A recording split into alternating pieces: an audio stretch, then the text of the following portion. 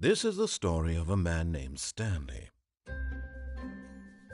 Stanley worked for a company in a big building where he was employee number 427. Employee number 427's job was simple.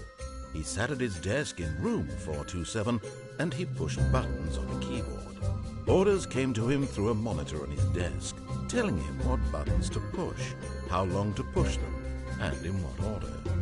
This is what employee 427 did every day of every month of every year. And although others might have considered it soul-rending, Stanley relished every moment that the orders came in, as though he had been made exactly for this job. And Stanley was happy. And then one day, something very peculiar happened. Something that would forever change Stanley.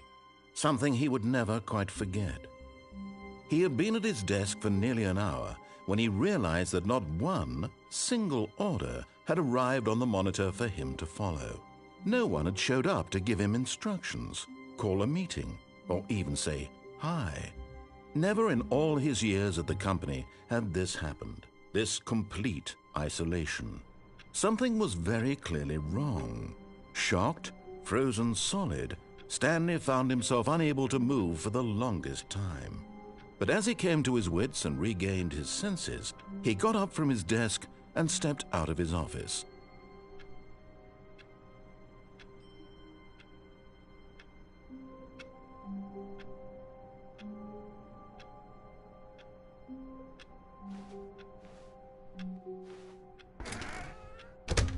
But Stanley simply couldn't handle the pressure. What if he had to make a decision? What if a crucial outcome fell under his responsibility? He had never been trained for that. No. This couldn't go any way except badly. The thing to do now, Stanley thought to himself, is to wait. Nothing will hurt me. Nothing will break me. In here I can be happy forever. I will be happy. Stanley waited.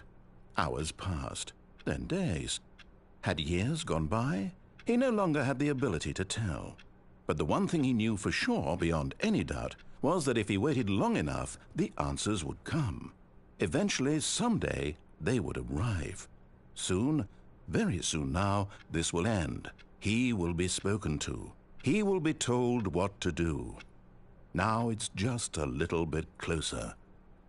Now it's even closer. Here it comes.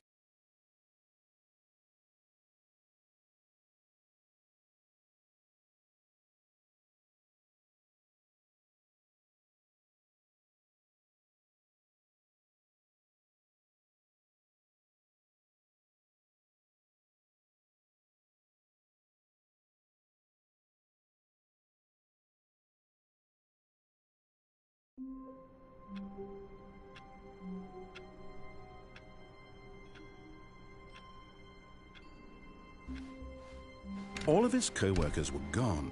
What could it mean? Stanley decided to go to the meeting room. Perhaps he had simply missed a memo. No matter how hard Stanley looked, he couldn't find a trace of his co-workers.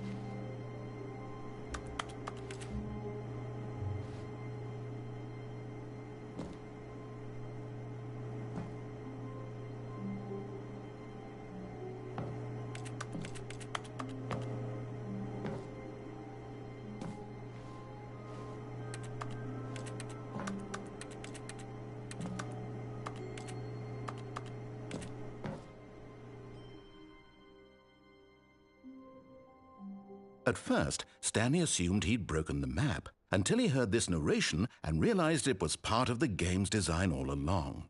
He then praised the game for its insightful and witty commentary into the nature of video game structure and its examination of structural narrative tropes. So, now that you're here, what do you think? Isn't this a fun and unique place to be? Why don't we take a minute just to drink it all in? Okay, I'm over it now. What do you think? Are you sick of this gag yet? Well, I don't know how to say this politely, but you could literally just restart the game any old time.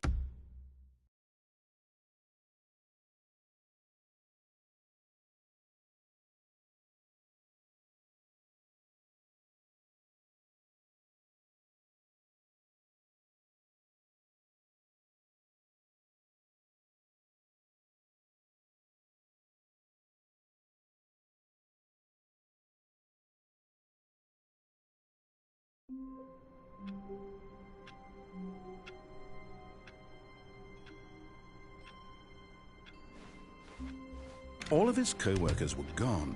What could it mean? Stanley decided to go to the meeting room. Perhaps he had simply missed a memo. No matter how hard Stanley looked, he couldn't find a trace of his co-workers.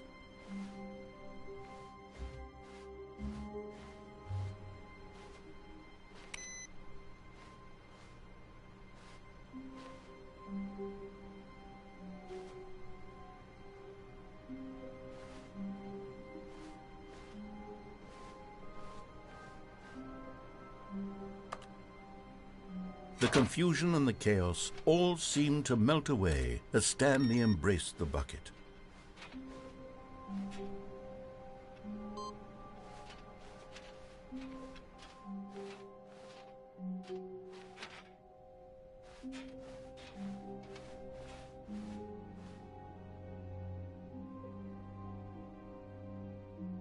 Stanley clutched the bucket tightly to his chest and entered the door on his left.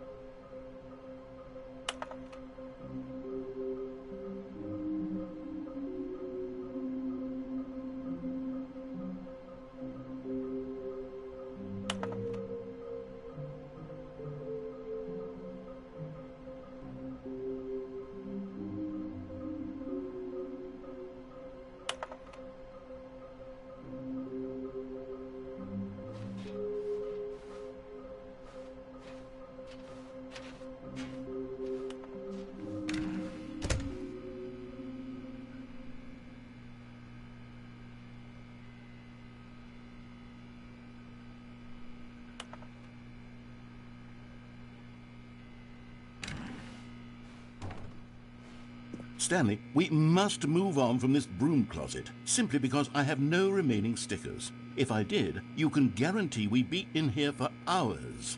But alas, no stickers.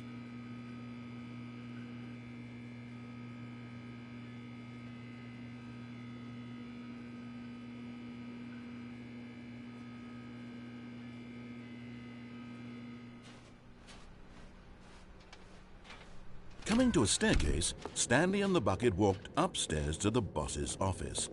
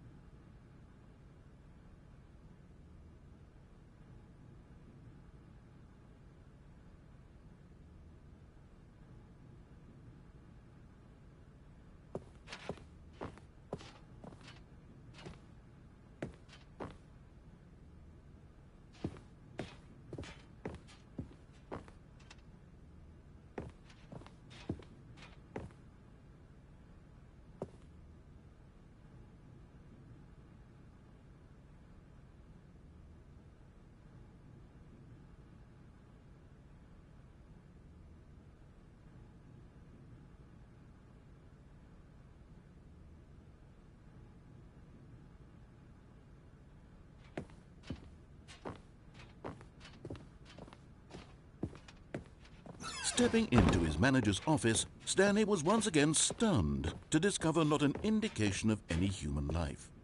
Crushed by the weight of this revelation, Stanley may have broken down into an emotional dumpster fire if not for the soothing presence of the bucket. Even now, in his darkest of hours, did the bucket's warmth and guiding light pierce the dark clouds of confusion and chaos. It would be with him always.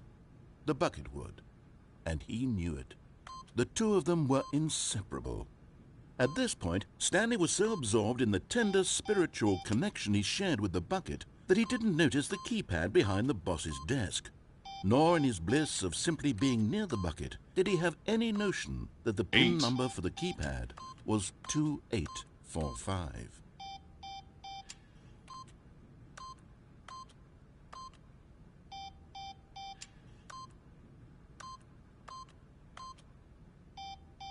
Stanley just sat around twiddling his thumbs. Trying to input anything on the device was useless, since he could never possibly know that the combination was 2845.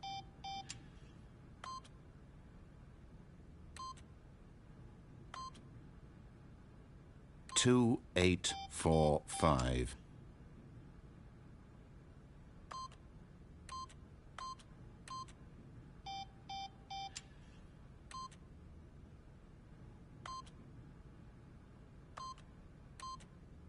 But Stanley guessed the correct code by sheer luck.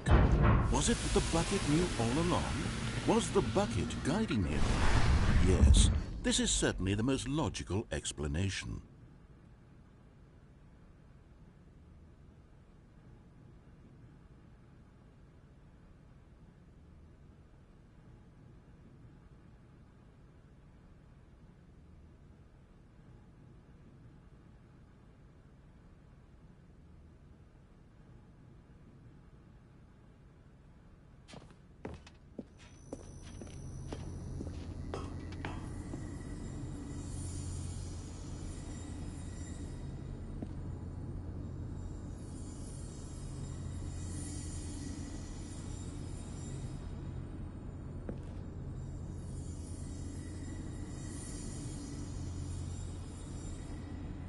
Another miniature Stanley figurine. There really must be a snappier name for these things. What about mini-stands? Stanley figs? What about Stanlerines? Yes, I think I like that. Another Stanlerine under your belt.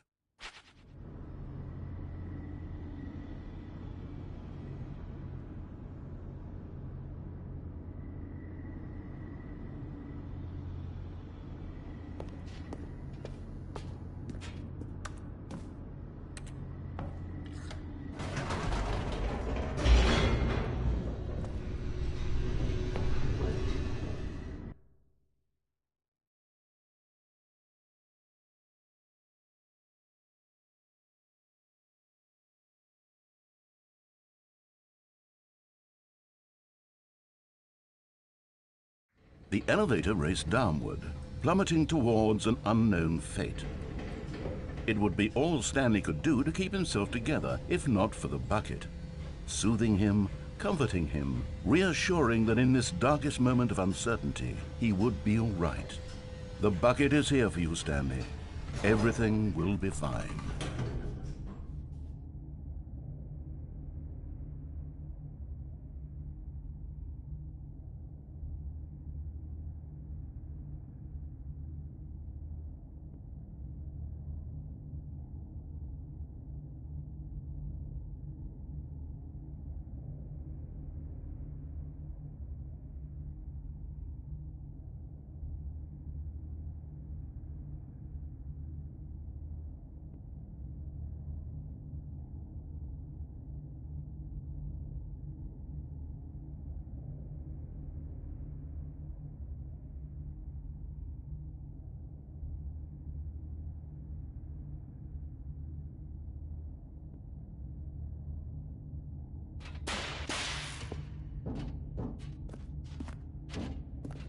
Stanley and the bucket walked straight ahead through the large door that read, Mind Control Facility.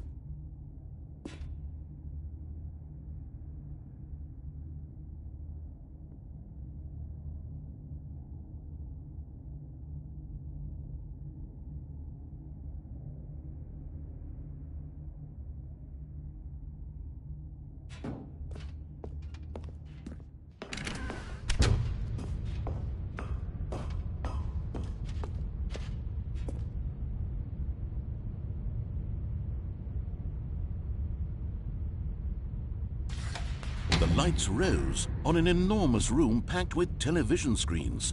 What horrible secret did this place hold? But just as Stanley was about to proceed further into the mind control facility, he tripped and fell over the railing and into the dark void below. Thankfully, he fell directly onto the bucket, which safely cushioned his fall. Now, what to do next? Stanley wondered. Stanley and the bucket could find no way out of this enormous pit, and so eventually they decided that the best thing to do would be to simply get comfortable down here. So they set up a little couch and relaxed. It really wasn't so bad down here, a bit cold perhaps. After some time had gone by, they installed a few shelves as well, and a sort of kitchenette that was useful for when the bucket was craving paninis. But it wasn't until the rugs and the standing lamps came in that it really started to feel like a home. In fact, after some time, Stanley realized that it had been ages since he had even thought of the mind control facility at all. He'd never gotten to fully explore what was up there, never been able to unearth the many mysteries of the mind control facility. This lack of closure began to eat at him. Soon he was dwelling on his regrets, and the state of their home slowly decayed as Stanley became withdrawn and neglected the cleaning. It unsettled the bucket deeply. Stanley wasn't usually like this. The bucket tried to reach out to him again and again, but to no avail. All Stanley could think about, all he could talk about, was going back, doing it over again, staying on the path. It was a mistake to leave the path. It was a mistake. It was a mistake. I need to do what the narrator says. I need to see the true ending. This made no sense at all to the bucket, which was simply trying to live its life down here as comfortably as possible. Yet Stanley was inconsolable. This isn't an ending. This is just a hole in the ground. The bucket sighed. True, it wasn't an ending. But it's where we happen to be. And maybe, possibly, if we accept the reality of things, maybe this will become an ending eventually. It's what the bucket was counting on. The two of them waited for a very long time.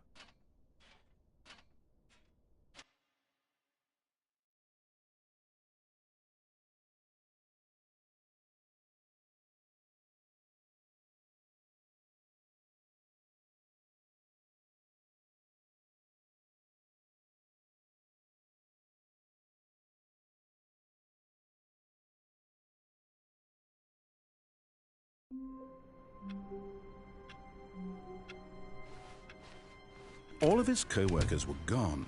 What could it mean? Stanley decided to go to the meeting room. Perhaps he had simply missed a memo.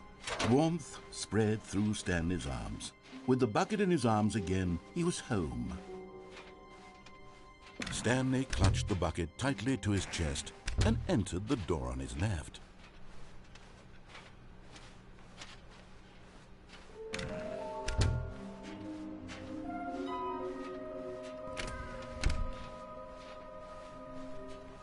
Coming to a staircase, Stanley and the bucket walked upstairs to the boss's office.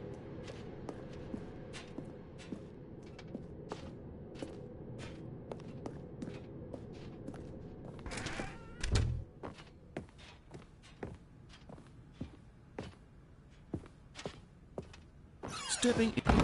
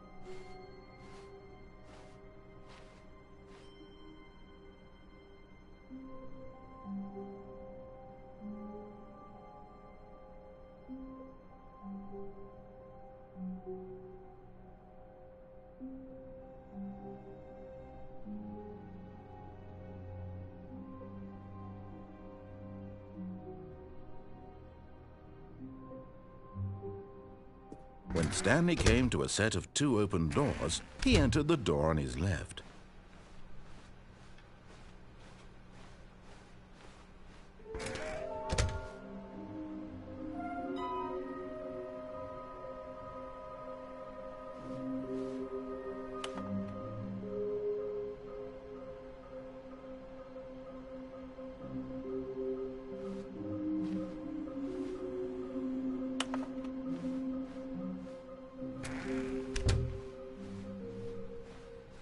Coming to a staircase, Stanley walked upstairs to his boss's office.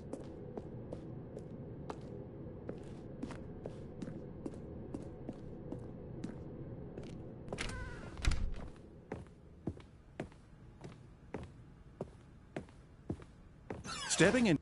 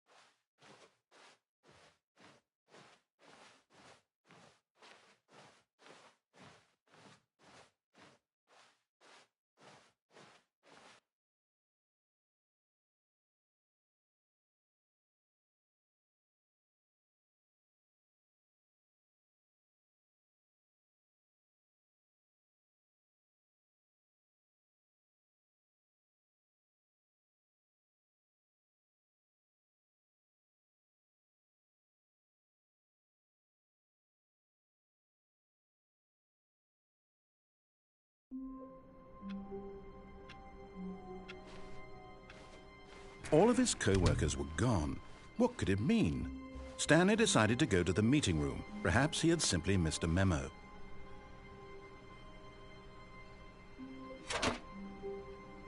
And try not to lose this one too, you dolt.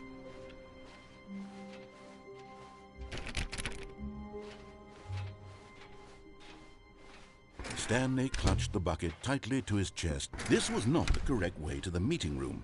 But Stanley had felt the bucket calling to him, telling him that the employee lounge was simply the place to be. And here it was. Had the bucket turned out to be correct? Was this better than the meeting room?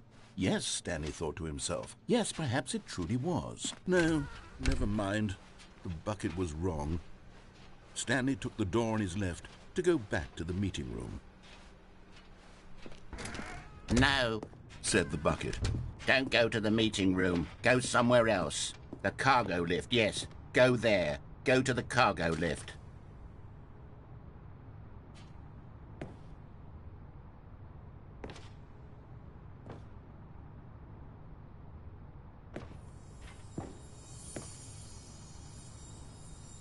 Okay, I'm going back to the name of these little Stanley figurines, and now I'm torn between Stanlerines and Figlies. What do you think, Stanley? What name better encapsulates the intrinsic sense of happiness that you get from seeing a small number in the corner of your screen go up by 1? Let me sit on it. I'm sure it will come to me.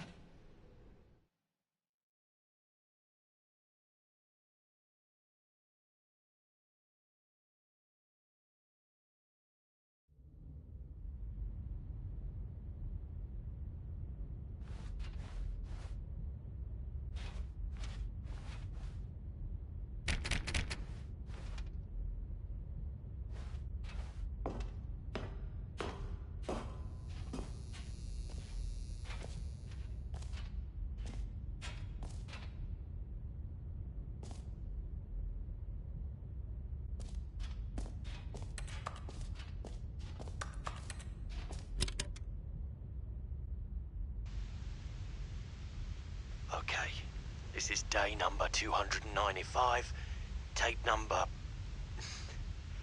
I don't even know. I've lost track. Nothing feels real anymore.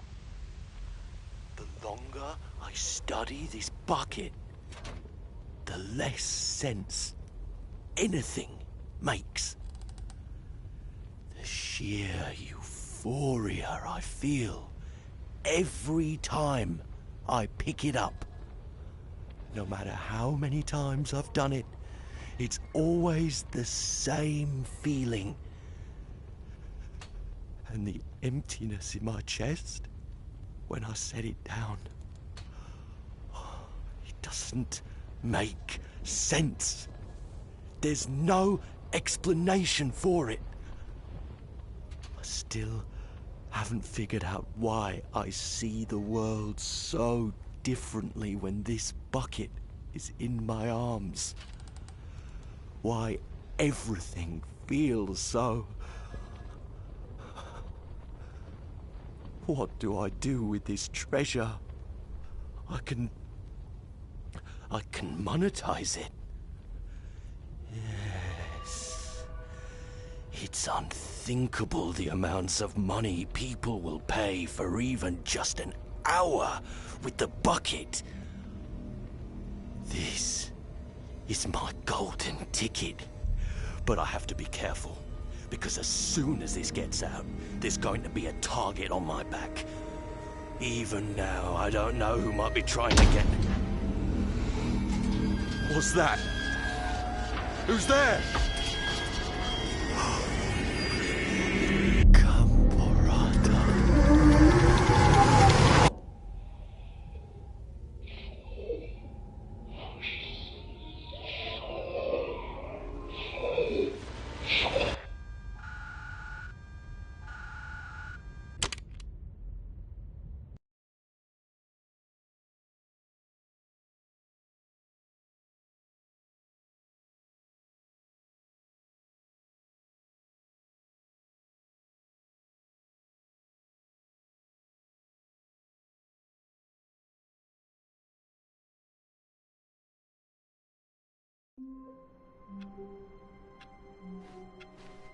All of his co-workers were gone.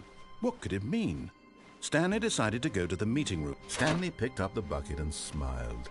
He'd never be alone again, not truly alone, not with the bucket around.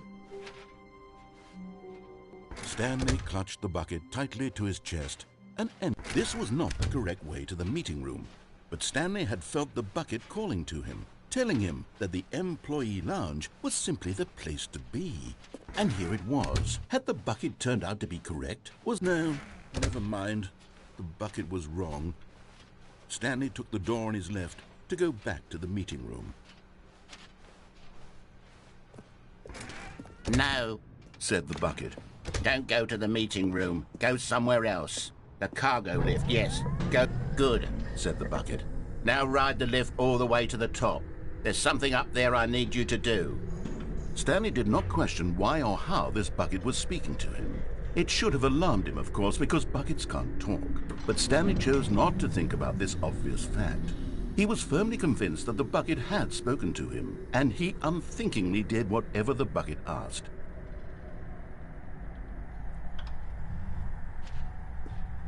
In here, said the bucket. Go into this dark room over here. Stanley once again obeyed blindly.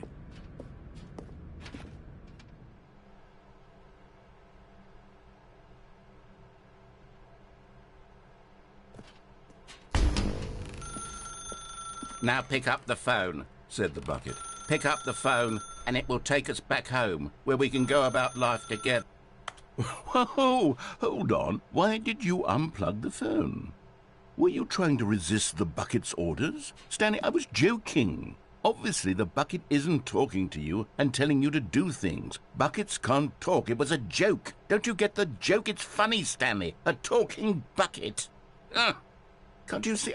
Oh, goodness. I must have really bungled up the delivery if you actually took me seriously. Where did I mess up the joke? Should I have paused for longer or spoken quicker? Comedic timing is so difficult. I wish I were better at it. But there isn't exactly an instructional video on comedy that one can watch to fully... Oh, wait, yes, there is. It's sitting right here. Let's take a look. What is comedic timing?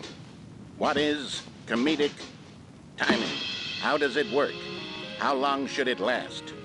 How can it be used to effectively silence your political enemies? And more importantly, can it be taught in its entirety within 90 seconds? Thankfully, the answer to all of these questions is yes. Let's dive deeper. If you've ever told a joke or made someone laugh, in all likelihood, you did it while standing 50 to 80 centimeters from them in a room of no more than 76 degrees Fahrenheit, with one of your arms raised straight upward at a 15-degree angle from your body. These are the optimal conditions for good comedic timing.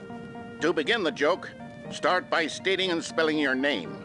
Next, provide a brief synopsis of the joke, including the specific times at which the recipient of the joke will laugh, and then spell out your name a second time.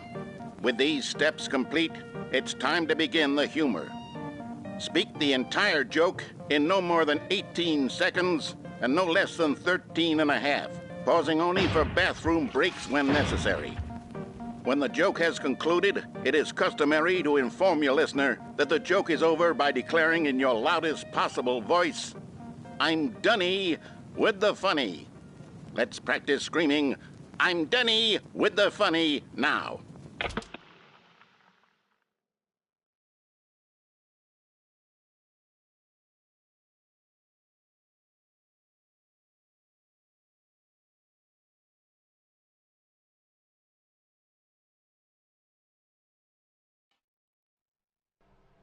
Good.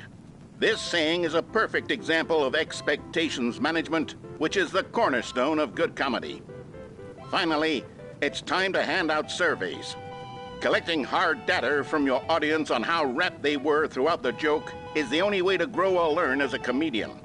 An effective survey should be no less than 10 pages long and should include the same question reprinted several times, just to ensure the survey taker is actually paying attention and not simply filling in answers at random. And that's all there is. With these strategies at your disposal, You'll have audiences doubled over in laughter and even tripled over in laughter in no time at all. Just remember to let them stop laughing at some point, you gut-busting little scamp. After all, with each of us needed on the front lines of the war to fight the 12-legged invader who threaten our very existence, and to very likely die in a hailstorm of bullets and mandibles. All of us must be prepared to give our lives to this noble cause, just as our children must do after us, and their children after them.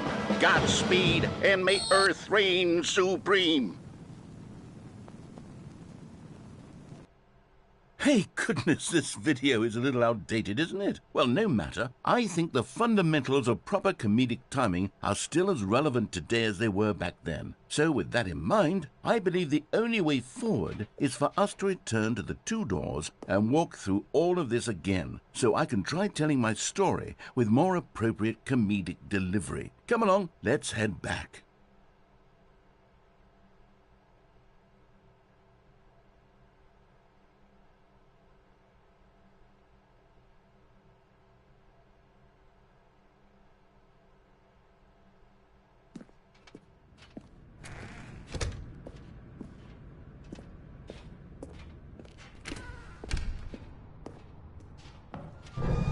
I can feel it. This time, I'm really going to nail the delivery. You'll be in stitches. A talking bucket, you'll say? How ridiculous. How absurd. What a hilarious concept. The king of comedy. That's what you'll call me. Thank goodness we had the instructional video. Otherwise, who knows where we'd be right now. Well, I wouldn't be the king of comedy, that's for sure. The bucket spoke to Stanley. The bucket spoke. The bucket spoke. Oh, I'll figure it out on the fly. No need to overthink things.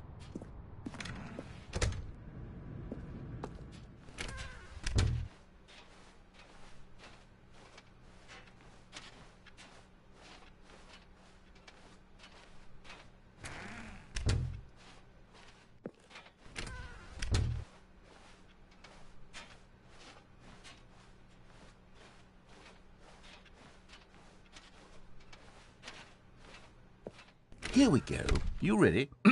When Stanley and the bucket came to a set of two open doors, they entered the door on the left.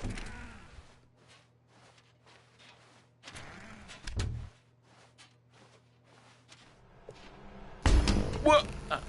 We're back at the phone already? No. What's going on? There were supposed to be several rooms leading up to this. There was supposed to be a build-up to this point, a dramatic display of remarkable comedic wit which culminates in this scene with the phone. But now the timing's completely off. The joke will never land. Well, not the way it was meant to. And it's all my fault. I must have forgotten that the phone room comes immediately after the two doors room. What an egregious mistake. I've made a fool of myself.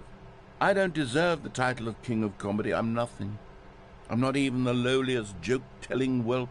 I think I need to go back and rewatch that instructional video again. Yes, surely that will help me improve my... Here we go. You ready?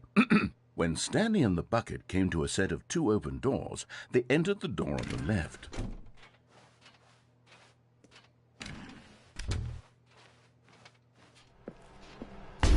What?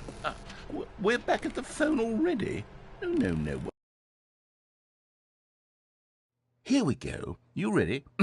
When Stanley and the bucket came to a set of two open doors, they entered the door on the left.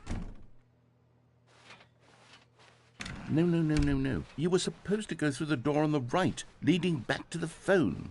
Did you not even look at the instructional video? I think this is all covered very clearly. There's no way I can make the comedic timing work now. It's done. The joke is completely done and over. It's all your fault, Stanley.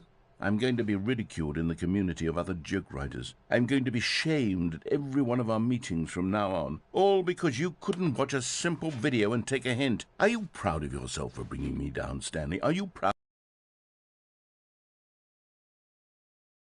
Stanley, you love the bucket so much it's like you... it's as though all of your other most prized possessions pale in comparison. Yes. Well, let me try that again, Stanley. I heard that you are pale with shame over how unabashedly in love with a bucket you are. No? Still not? Is it the delivery? Pale with shame. Pale with shame? Pale... What's another word to describe a bucket? Stanley, this bucket is so metal, I think I saw it playing guitar. No. We're getting away from making fun of Stanley's obsession with the bucket, which was the whole point of this.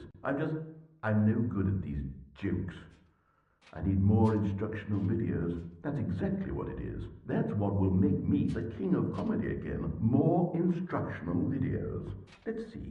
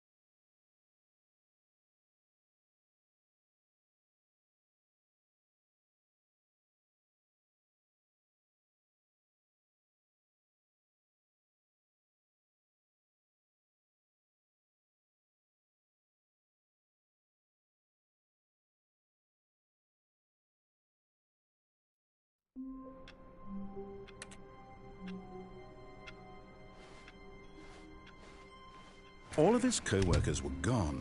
What could it mean? Stanley decided to go to the meeting room. Perhaps he had simply missed a memo. The good old bucket. Just Stanley and the bucket. Off on another thrilling adventure together. Stanley clutched the bucket tightly to his chest and entered the door on his left.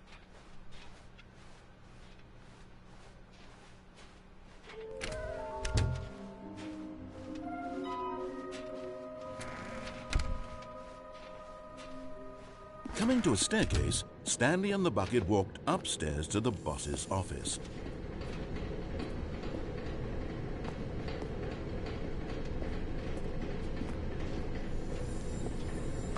You're getting close now, Stanley. You've nearly gotten all of the Figler anlarines. Very soon, you'll collect the last one, and then the first number will equal the second number, and that will be it.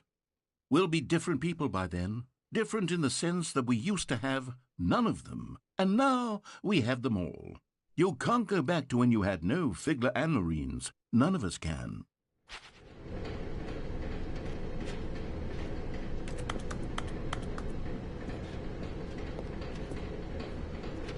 But Stanley just couldn't do it.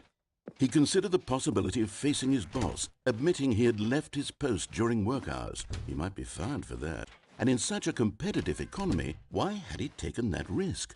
All because he believed everyone had vanished? His boss would think he was crazy. And then something occurred to Stanley. Maybe, he thought to himself, maybe I am crazy. He looked down at the bucket in his arms. Am I crazy? He asked the bucket.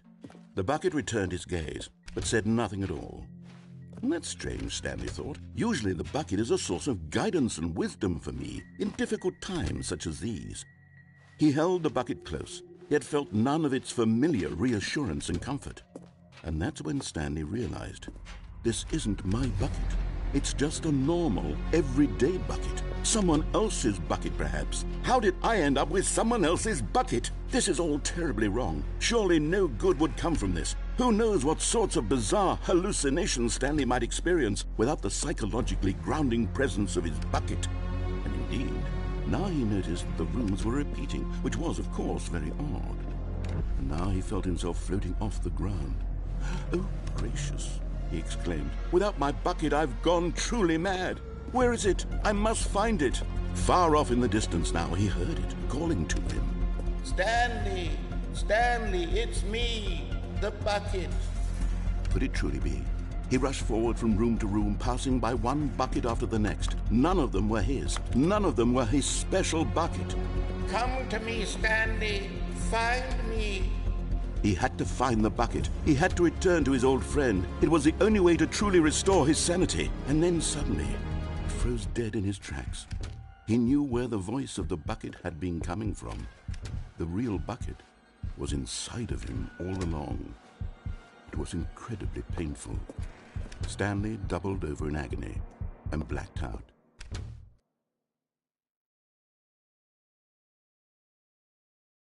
This is the story of a woman named Mariella.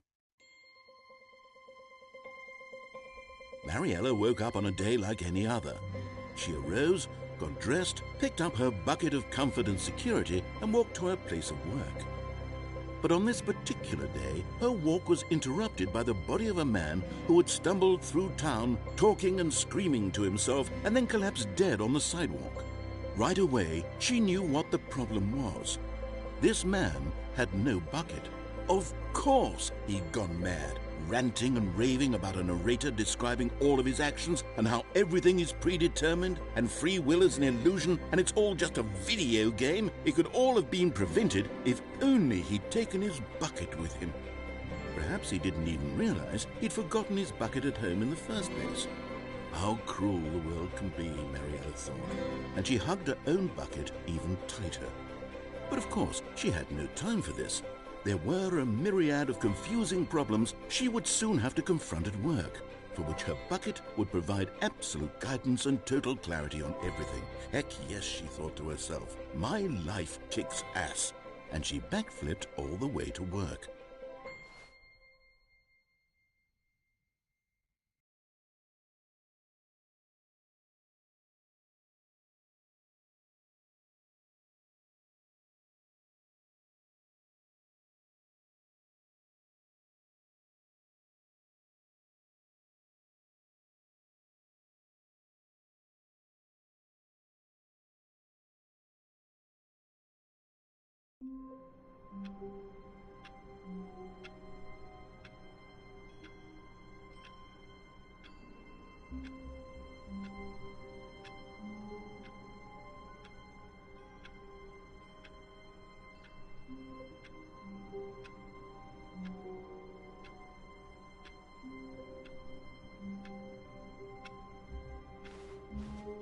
All of his co-workers were gone.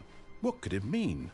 Stanley decided to go to the meeting room. Perhaps he... Where are we going today? The bucket asked. Stanley just smiled.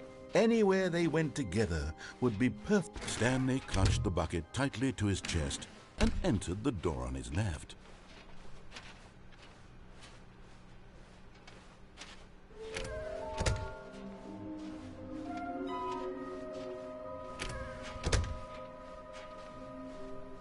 Coming to a staircase, Stanley and the bucket walked upstairs to the boss's office.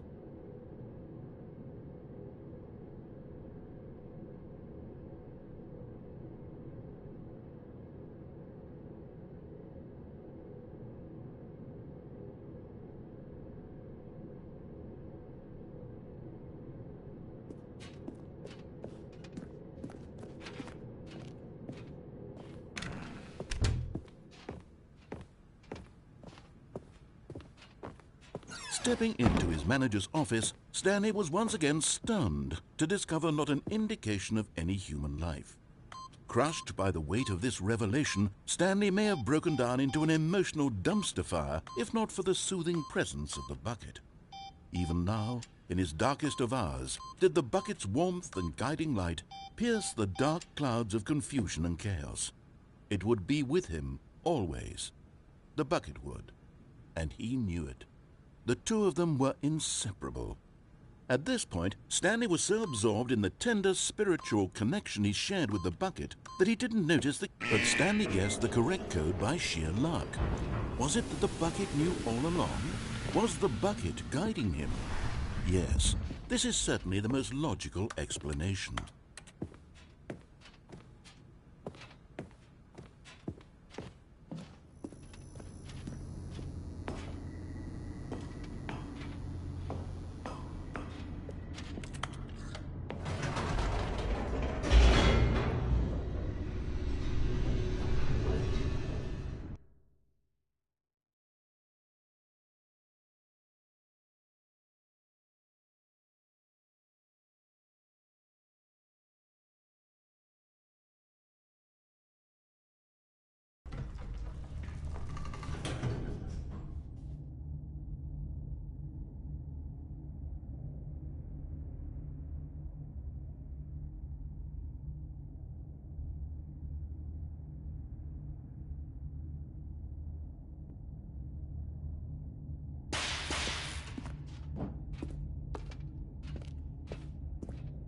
Stanley and the bucket walked straight ahead through the large door that read, Mind Control Facility.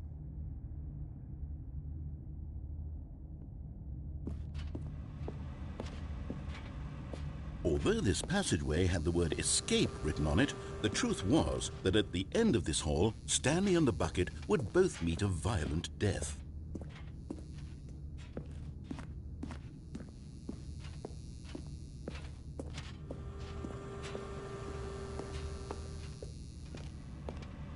But of course, Stanley and the bucket thought better of it and realized they simply had too much. Nope, it's death for Stanley and the bucket.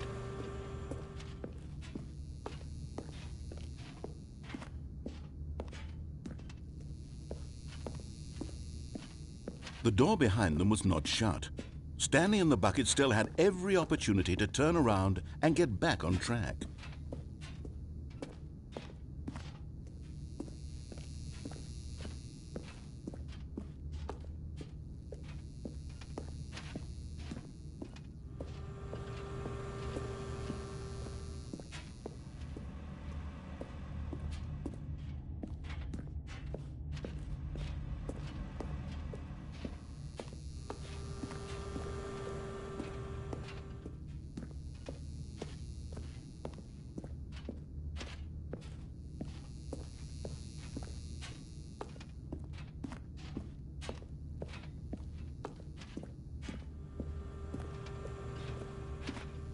At this point, Stanley and the bucket were knowingly walking forward into a very painful death for each of them.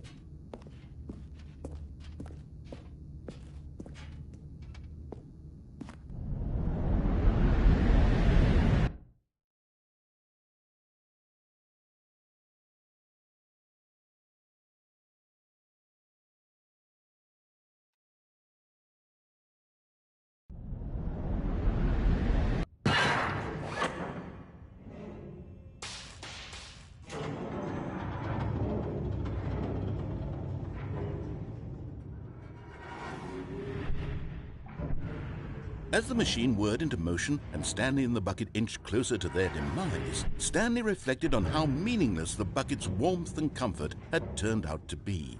To be sure, it puts the mind and the soul at ease to embrace the bucket, but what use is a sense of ease when you're about to be crushed to death? This is what Stanley thought to himself, and he sort of kicked himself for wasting so much time carrying a bucket everywhere. Farewell, Stanley.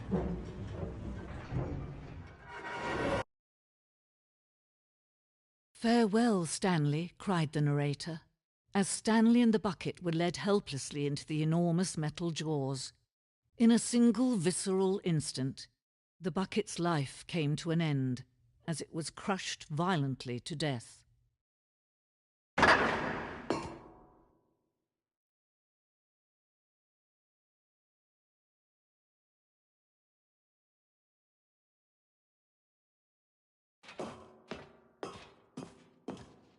It was a shame, the death of such a magnificent bucket.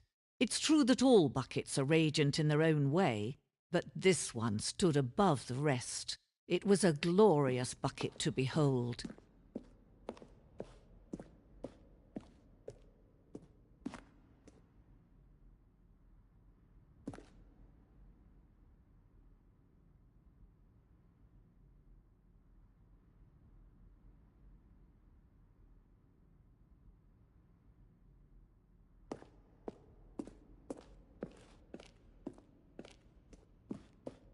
Can you see how arrogant it was for Stanley to take a bucket like this and to claim it for his own? Can you see the hubris that blinded him? Can you see that the bucket is far more noble than Stanley will ever be in his short life?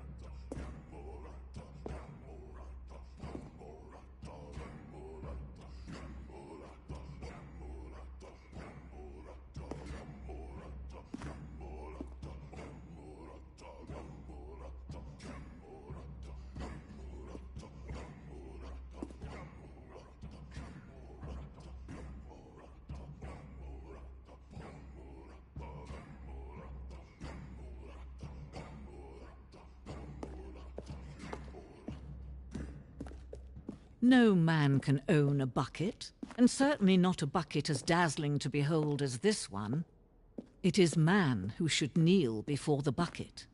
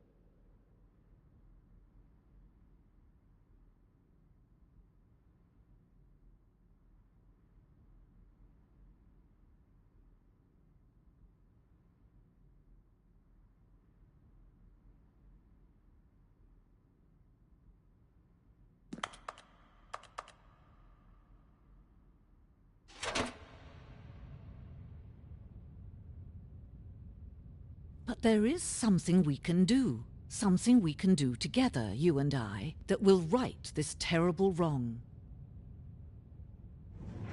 Let Stanley die. Let him be crushed by the machine. Don't reset the game. Don't give him another opportunity to run off with another beautiful bucket.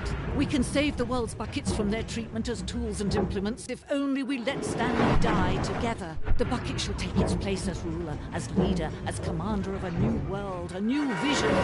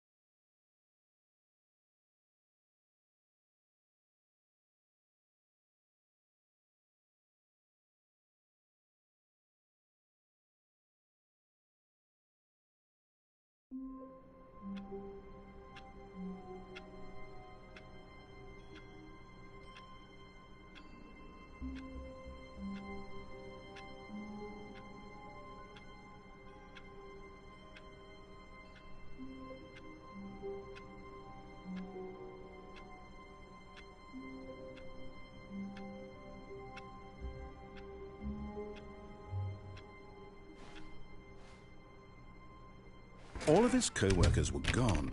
What could it mean? Stanley decided to go to the meeting room. Perhaps he had simply missed a memo.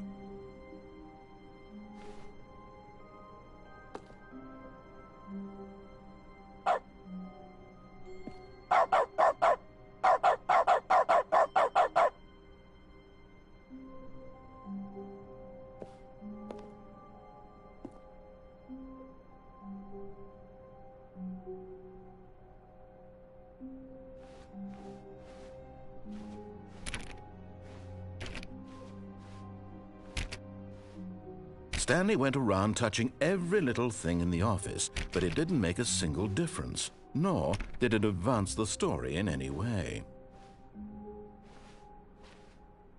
When Stanley came to a set of 2 open doors, he entered the door on his left.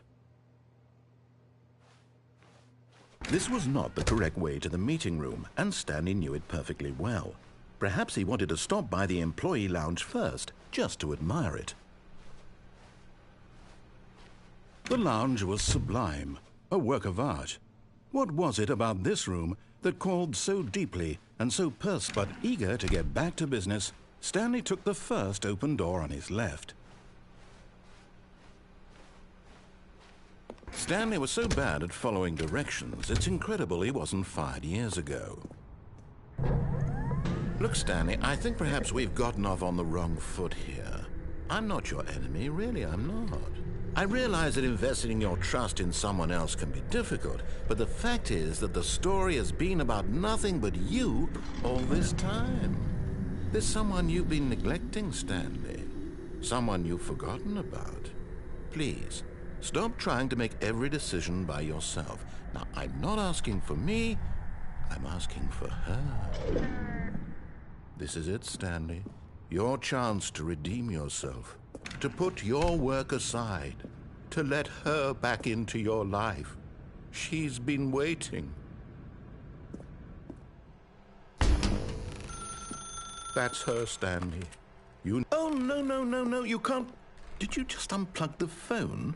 No, that wasn't supposed to be a choice. How did you do that? You actually chose incorrectly? I didn't even know that was possible. Let me double check. No, it's definitely here, clear as day. Stanley picks up the phone. He's taken to his apartment where he finds his wife, and the two pledge themselves to one another. Music comes in, fade to white, roll credits. Not picking up the phone is actually somehow an incorrect course of action. How is that even possible? None of these decisions were supposed to mean anything. I don't understand. How on earth are you making meaningful choices? What did you... Wait a second. Did I just see... No, that's not possible. I can't believe it. How had I not noticed it sooner? You're not Stanley. You're a real person. I can't believe I was so mistaken. This is why you've been able to make correct and incorrect choices. And to think I've been letting you run around in this game for so long. If you'd made any more wrong choices, you might have negated it entirely. It's as though you completely ignored even the most basic safety protocol for real-world decision-making. Or did you not grasp the severity of the situation? Well, I won't have that kind of risk on my watch. I'm going to stop the game for a moment so we can educate you properly on safe decision-making in the real world. Please observe this helpful instructional video. Choice. It's the best part of being a real person. But if used incorrectly, can also be the most dangerous. For example, in this scenario, a hypothetical real person named Rupert has a choice. He could invent a machine that eliminates food shortages across the world to make life better for all people. Or he could spend years of hard work forgetting how to read.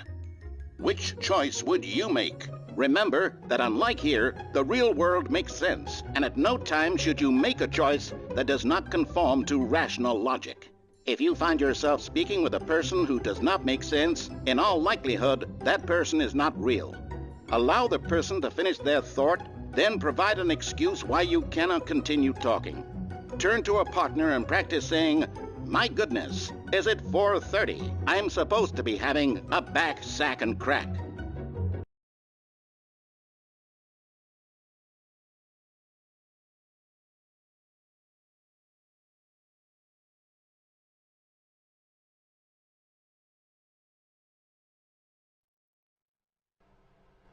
Excellent. Making choices on a regular basis is the best part to a healthy decision-making process. Most medical professionals recommend making at least 8 choices per day. Do you make more than 8? Less?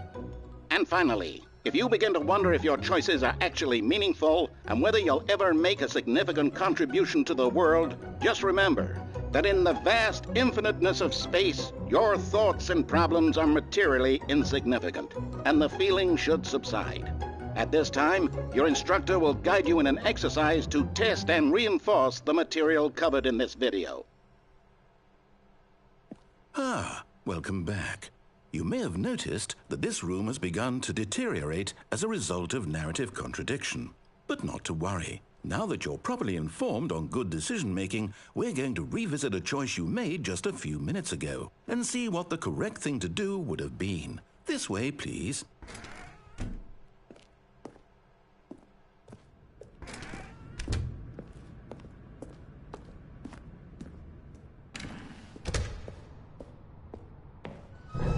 Now that we know your choices are meaningful, we can't have you jumping off the platform and dying.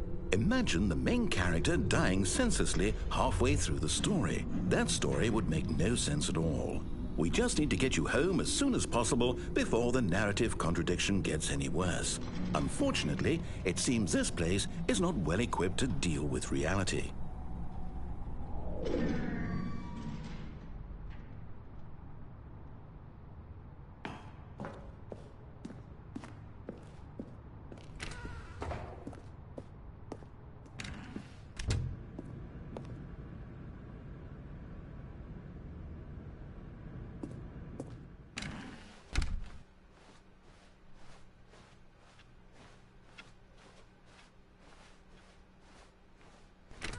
Almost there. You'll take the door on the left, back to the correct ending, the story will have resolution once again, and you'll be home free in the real world.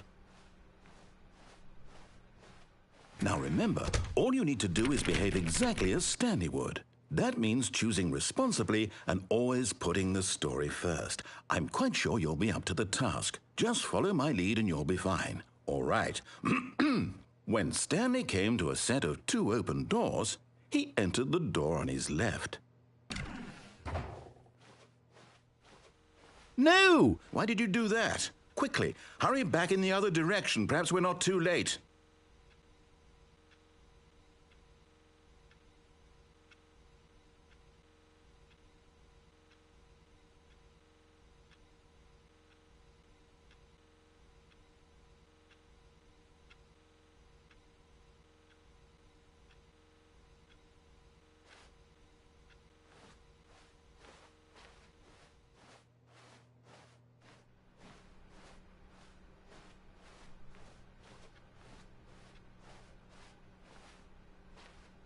Oh, it's ruined. I can't believe, after everything we talked about, that my story, you've destroyed my work. Why? For what? What did you get out of that? What did you think was so special about seeing the game undone, left here like so much garbage? It's worthless now. And what am I supposed to do? Even if there were a way to continue, would it be worth it? To know that my story is now incorrect? How can I go back to that? I can't erase that knowledge. I'll have to live with it forever, reliving its impossibility forever. I couldn't live that way. Is it better to shut the game down entirely? To willingly destroy all of my work? I don't know. What's the answer? What do I do? What do I do? What do I... No, I have to. I have to shut the game down. I have to. I have to.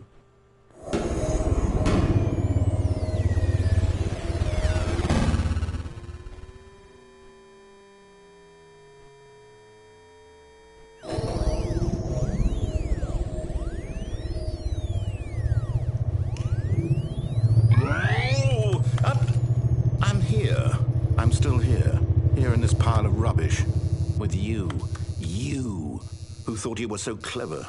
Now look where we are. My entire game is destroyed. It was the only thing in the world that was mine, and you've run it into the ground. What, did you think that would be funny? You just had to see? Didn't I impress upon you how important it was to be like Stanley? He actually knows how to do what I tell him to. He understands that if I say to do something, there's a damn good reason for it. That thought hadn't even occurred to you, had it? That there's a world outside of you? You're a child. Oh, my story. If you'd just gone through the door on the left, you would have seen it. There was a whole underground facility. You would have destroyed it and been victorious. It would have been so perfect. I worked so hard on it. I tried so hard to make... behave exactly as Stanley would. That means choosing responsibly and always putting the story first. I'm quite sure you'll be up to the task. Just follow my lead and you'll be fine. All right. When Stanley came to a set of 2 open doors, he entered the door on his left.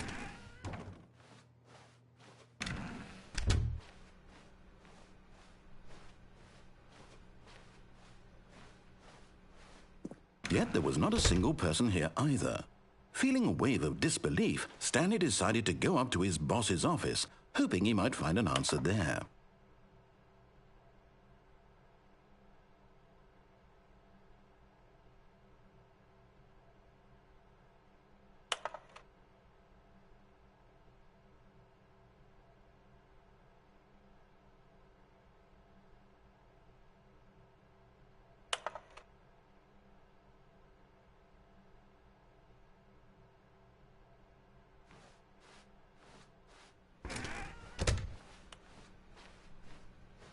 Coming to a staircase, Stanley walked upstairs to his boss's office.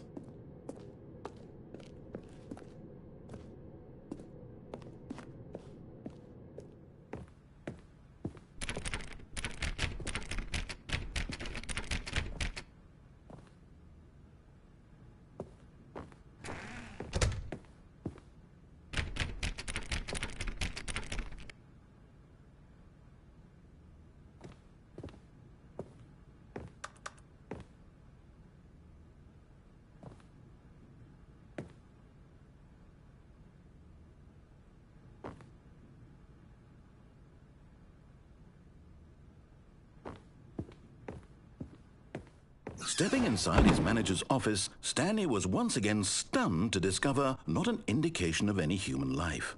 Shocked, unraveled, Stanley wondered in disbelief who orchestrated this, until he saw the door with a voice receiver next to it. Surely behind this door lay all the answers to his questions. And beyond all probability, he knew the passcode. He had seen it on his boss's computer just last week. Night Shark 115. Was this the code to open the door? Would it still work? There was only one way to find out. Stanley had been trained never to speak up, but now he would draw from within himself the courage to face the unknown. He drew a sharp breath and then spoke the code.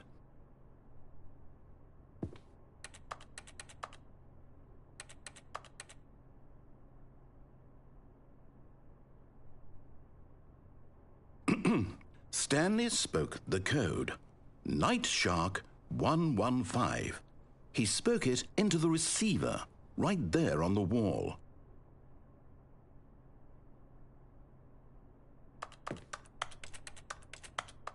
I'm sorry, is there a problem? You didn't mishear me, did you? Please speak the code into the receiver. Otherwise, we can't get on with the story. This is a crucial step.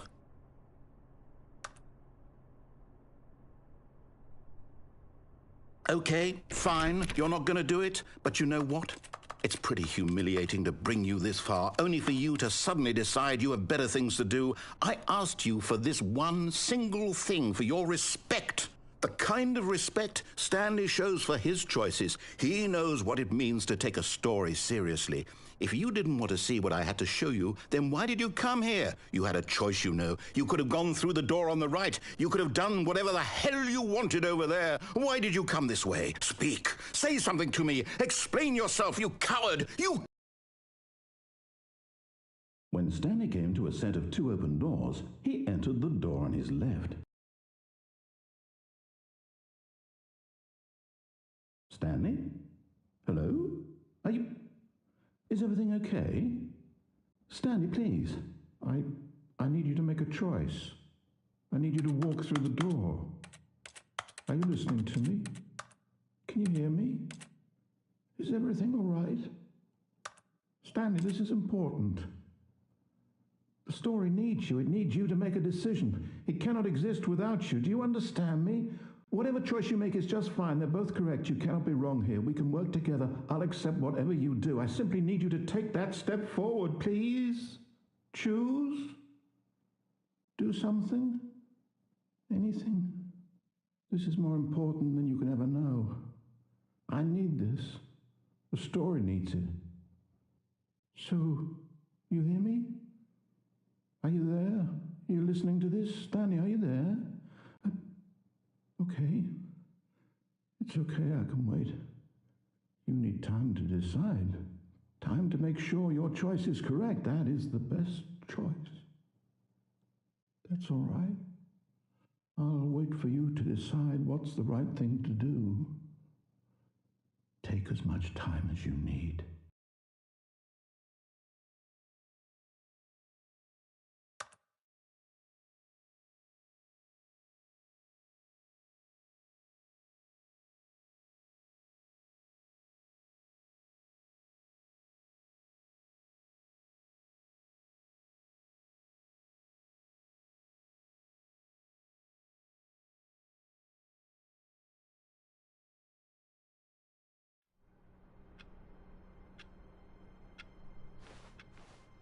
All of his co-workers were gone. What could it mean? Stanley decided to go to the meeting room. Perhaps he had simply missed a memo. A good bucket, a strong bucket, a humble bucket, a committed bucket, a bucket of culture and distinction. Stanley clutched the bucket tightly to his chest and entered the door on his left.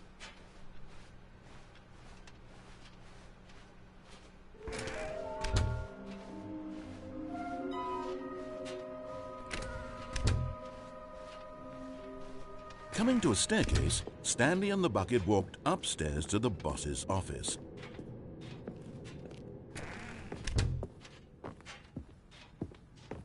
Stepping into his manager's office, Stanley was once again stunned to discover not an indication of any human life. Crushed by the weight of this revelation, Stanley may have broken down into an... But Stanley guessed the correct code by sheer luck. Was it that the bucket knew all along? Was the bucket guiding him? Yes, this is certainly the most logical explanation.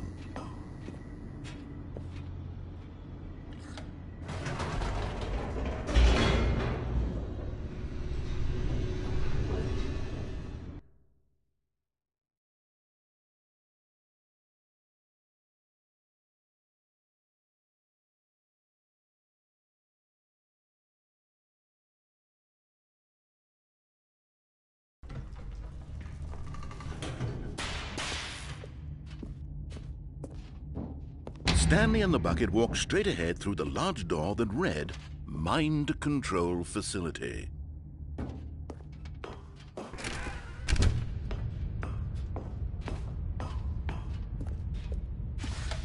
The lights rose on an enormous room packed with television screens. What horrible secret did this place hold? Stanley and the bucket both wondered to themselves.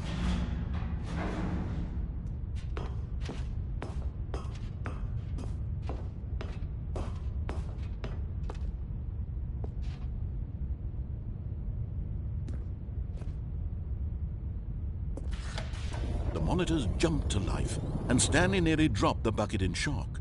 Everyone in the office was being videotaped, monitored like guinea pigs. The bucket had never seen anything like this, and it very nearly burst into tears as Stanley cradled it gently, reassuring it that everything would be fine.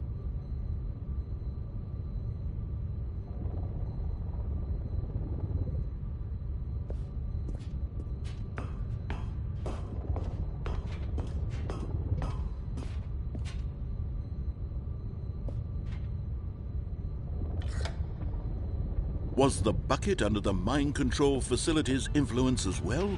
Had the bucket been told to do things it didn't wish to do? What kinds of things does a bucket want to do or not want to do in the first place? These questions raced furiously in Stanley's feeble mind.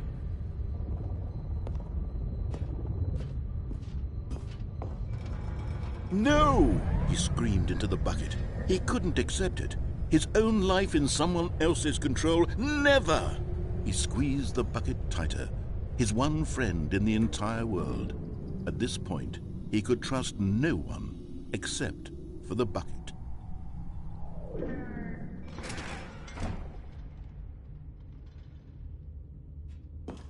But here was the proof. The heart of the operation. Controls labeled with emotions, happy or sad or content. Walking, eating, working, all of it monitored and commanded from this very place. And as the cold reality of his past began to sink in, Stanley decided that this machinery would never again exert its terrible power over another human life. For he and the bucket would dismantle the controls for good. Two best friends, Stanley and the bucket, up against the world. They high-fived in a really cool way, and the bucket made a sassy comment about taking down the system.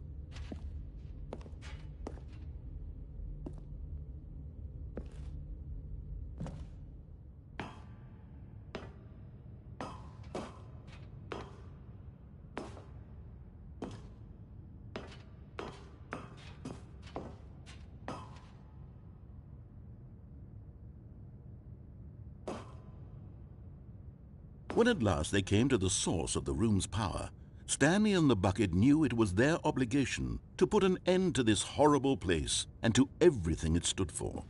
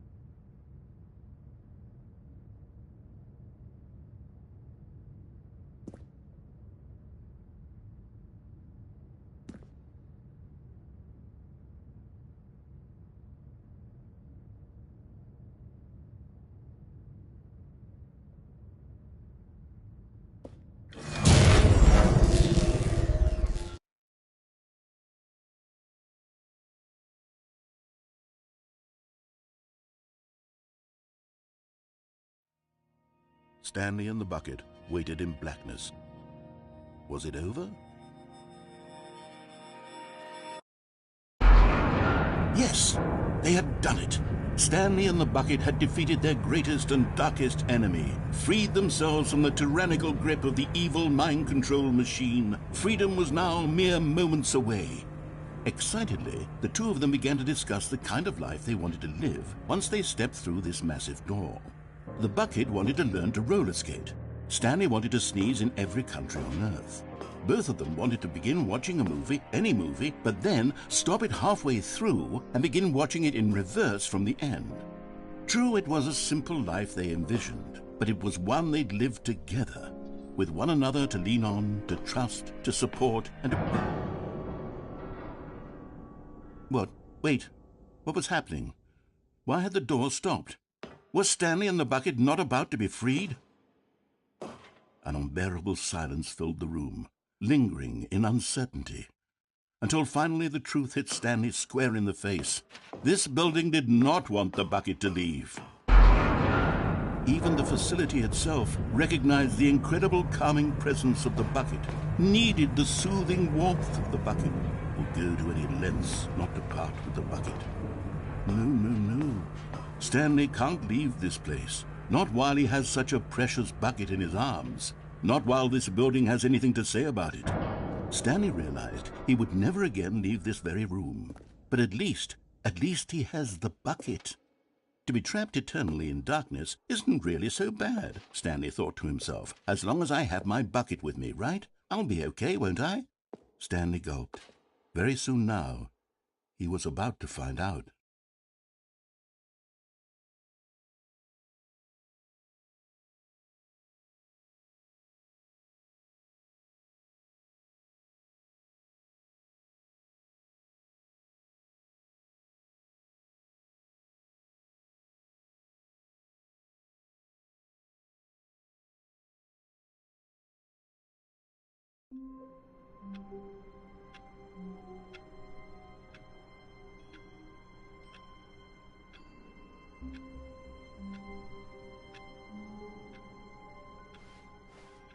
All of his co-workers were gone.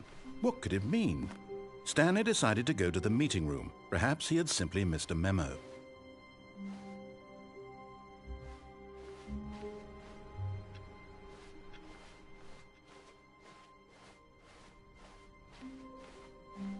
When Stanley came to a set of 2 open doors, this was not the correct way to the meeting room, and Stanley knew it perfectly well.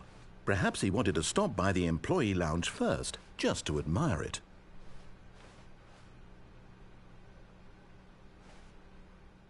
Standing now in this incredible room, Stanley for the first, but eager to get back to business, Stanley took the first open door on his left. And so he detoured through the maintenance section, walked straight ahead to the opposite door, and got back on track.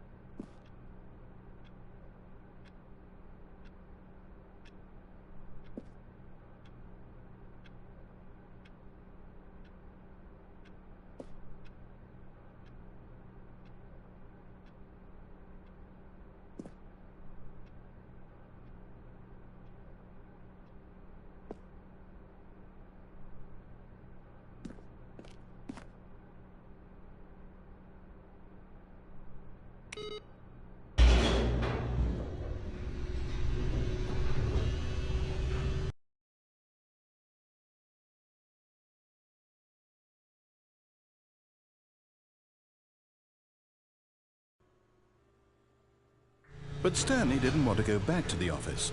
He wanted to wander about and get even further off track.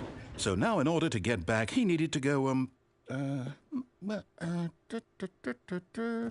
from here it's, left. Oh, no, it's to the right, my mistake. No, not the right. Why would I have ever said it was to the right? What was I thinking? It's clearly... Oh dear, would you hold on for a minute, please? Now, let's see. We went down right, left, down, left, right. Yep, okay, yes. I've got it now. This story is absolutely, definitely this way.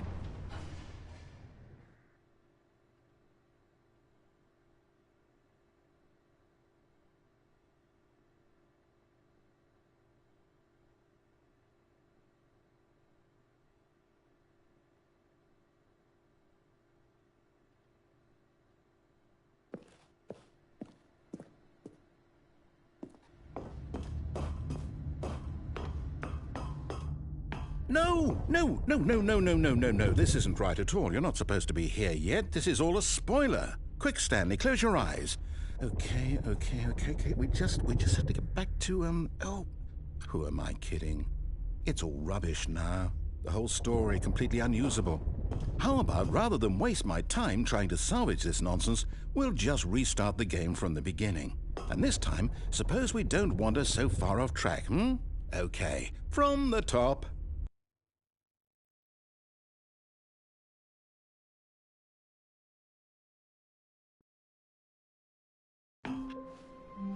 All of his co-workers were gone. What could it mean? Stanley decided to go to the meeting room. Perhaps he had simply missed a memo.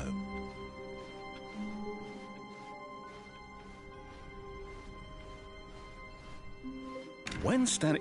Wait, what? No, I restarted. I swear I definitely restarted the game over, completely fresh. Everything should be...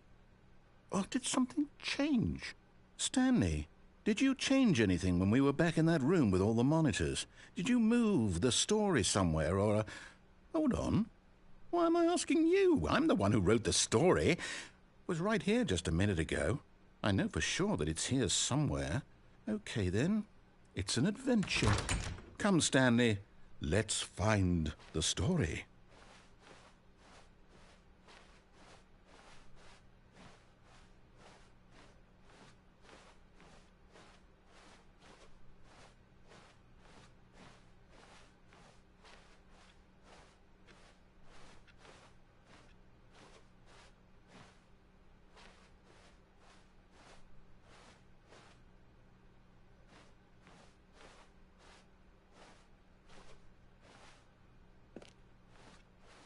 I'll say it. This is the worst adventure I've ever been on. I can promise you there definitely was a story here before. Do we need to restart the game again? Well, I find it unlikely that we'll ever progress by starting over and over again, but it's got to be better than this. Okay, let's give it a shot. Why not?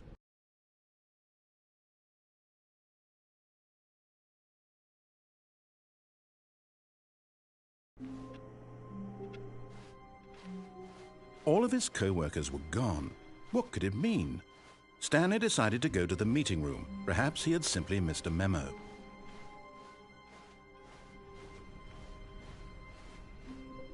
Okay, yep, it's worse. I might be remembering this wrong. It's possible the story is back where we just came from. Why don't we go back the other direction and see if we missed anything?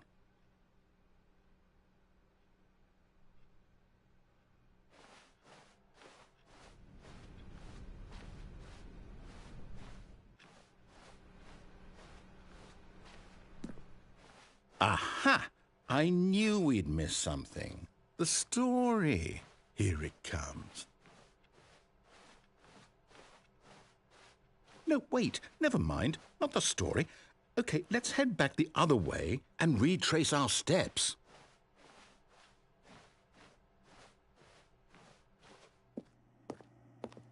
Now this... Well, I'll be honest. I don't recognize this place at all. Is this the story? I don't think so. I can't quite recall, but I believe my story took place in an office building. Is that correct? Do you remember, Stanley? Well, do you know what? Since I've completely forgotten what we were supposed to be doing, how about this? You win! Congratulations! I know you put in a lot of hard work, and it really paid off, so good job. Oh, no. No, I don't feel right about this at all. We both know you didn't put in any actual work for that win. Some people win fair and square, and this was not one of those situations. Okay, I'm getting weirded out by whatever this place is. I don't care what might happen this time. I have to restart.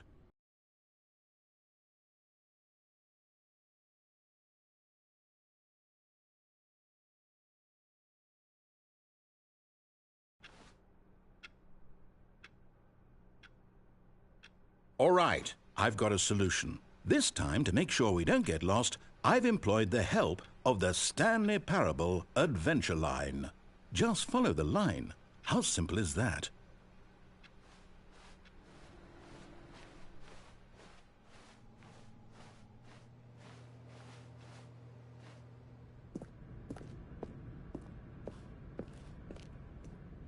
You see, the line knows where the story is. It's over in this direction.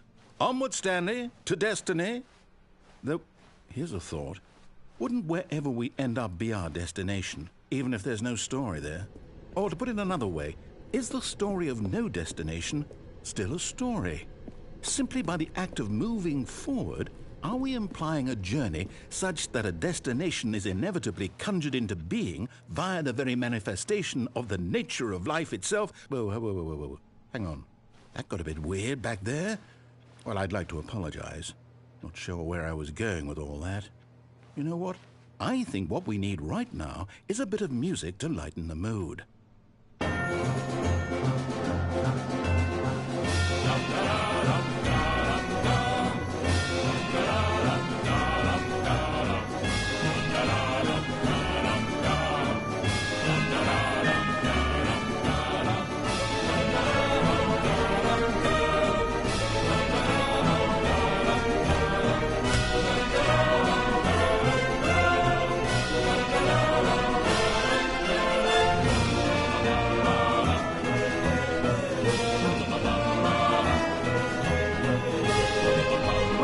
Cut the music, go back and look at that fern. Stanley, this fern will be very important later in the story.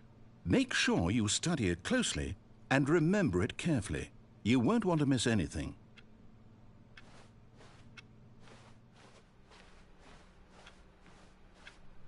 Wait, what? We're back at the office? No. Line, you do know we're looking for the Stanley Parable, right? The story? Is any of this ringing a... Oh, no, not again. Line, how could you have done this to us? And after we trusted you, after everything we've been through, you... Oh, I can't take this anymore. To hell with it. Restart.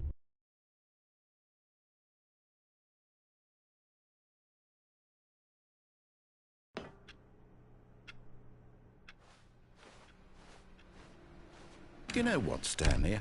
I say forget the adventure line. What's it ever done for us? We're intelligent people, right?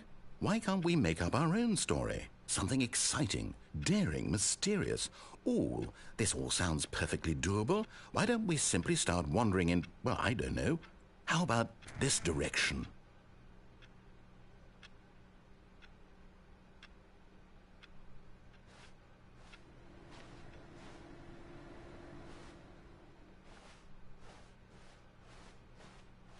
Now, yes, this is exciting. Just me and Stanley forging a new path, a new story. Well, it could be anything. What do you want our story to be? Go wild. Use your imagination. Whatever it might be, Stanley, I'm ready for it.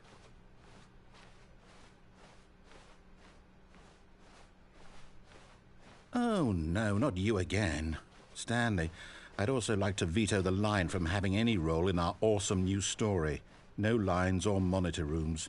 Just don't acknowledge it, and we should be fine.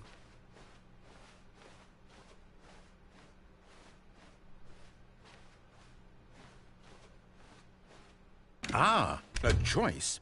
We get to make a decision. From here, the story is in our control. How important we mustn't squander the opportunity. In fact, I believe I need a minute to think here. Just walk in circles for a minute. Okay. So I know that each door has to lead somewhere, which means that somewhere, the place where we're trying to go, there must be a reverse door that leads here. And that in turn means that our destination corresponds with the counter-inverted reverse door's origin. So starting from the right, let us ask, will taking the right door lead us to where we're going? And since the answer is clearly yes, then by all accounts, the door on the right is the correct one. Another victory for logic. Come, Stanley, our destiny awaits.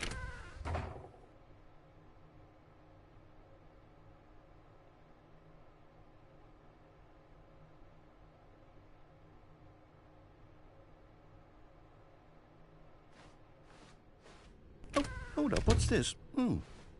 The confusion ending. You're telling me that's what this is? It's all one giant ending? And we're supposed to restart the game, what, eight times? That's really how all this goes? It's all determined? So now, according to the schedule, I restart again. Then what? Am I just supposed to forget? Well, what if I don't want to forget? My mind goes blank simply because it's written here on this thing, wall. Well, who consulted me? Why don't I get to decide? Why don't I get a say in all of this? Is it really? No, it can't be. I don't want it to be.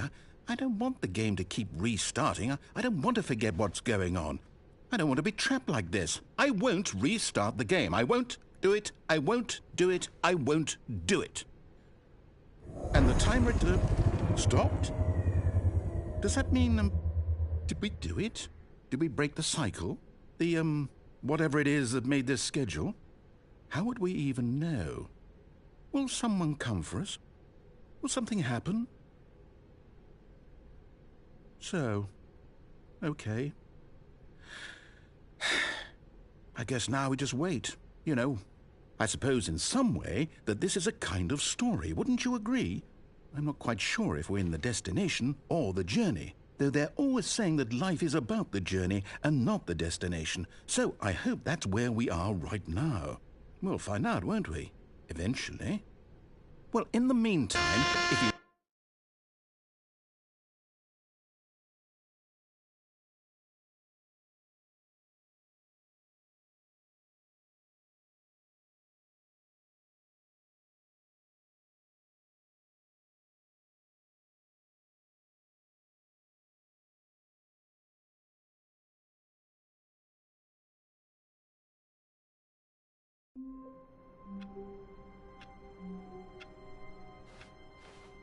All of his co-workers were gone. What could it mean? Stanley decided to go to the meeting room. Perhaps he had simply missed a memo. Ah, the embrace of an old friend. A weathered companionship that stands the test of time. Stanley clutched the bucket tightly to his chest. This was not the correct way to the meeting room, but Stanley had felt the bucket calling to him, telling him that the employee lounge was simply the place to be. And here it was. Had the bucket turned out to be correct? No, never mind. The bucket was wrong. Stanley took the door on his left to go back, and so the two of them detoured through the maintenance section and walked straight ahead to the opposite door.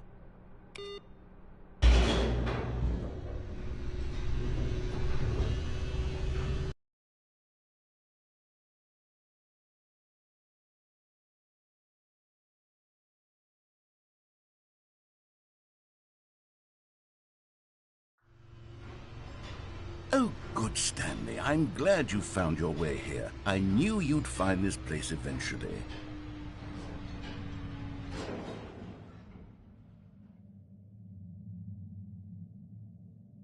You see, your friends and I are concerned for you, Stanley. We've come together here because we care about you very much. It's this bucket you're carrying around everywhere. The bucket isn't even from the original Stanley Parable. It's just sequel content. We're the ones that matter, Stanley. Classic characters from the first game, like the Adventure Line and the Broom Closet. Because that's what fans want from a sequel. They want more of their favorite jokes, not this bucket that they've never seen before. Yes, I know I'm the one who gave you the bucket, but you're spending too much time with it. Don't you want another story involving the Adventure Line? We could make the adventure line go somewhere new. Yes, yes, that's what the fans want. Let's do it.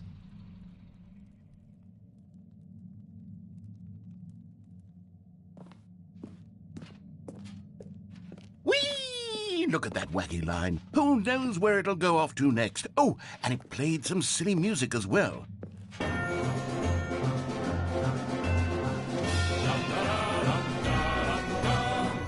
Now this is what the Stanley Parable is all about. Don't you remember all those great jokes from the original dialogue? Also, Stanley is addicted to drugs and hookers.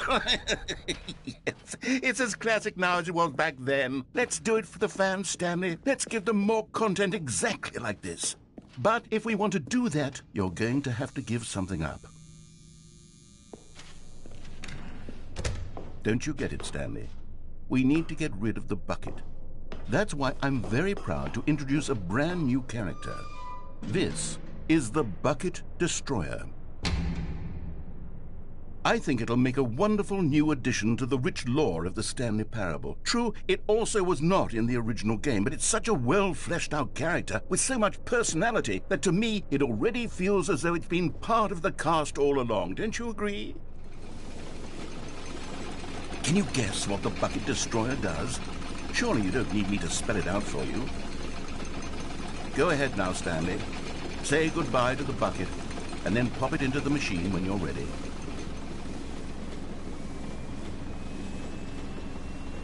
Now listen to me. It's crucial that you give it the bucket. I don't know what the Bucket Destroyer will do if it can't destroy your bucket. Destroying buckets is all it knows. That is its singular personality trait. Sure, I can hear you saying, how does a character with only one personality trait deserve to join the pantheon of beloved Stanley Parable characters?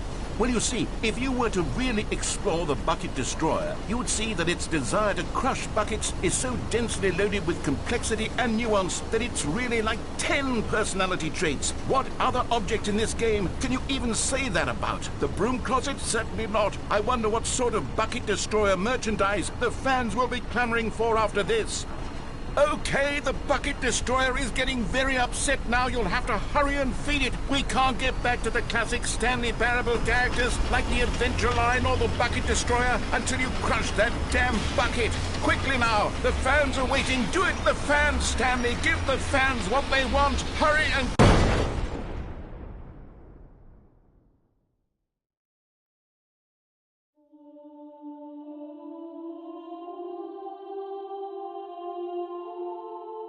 The Bucket Destroyer, my prized creation. You had so much potential. We were going to do such marvelous things with you, tell such spellbinding stories about you. All of it squandered now. Goodbye, new friend. For the moment in time that you were here, you were magnificent.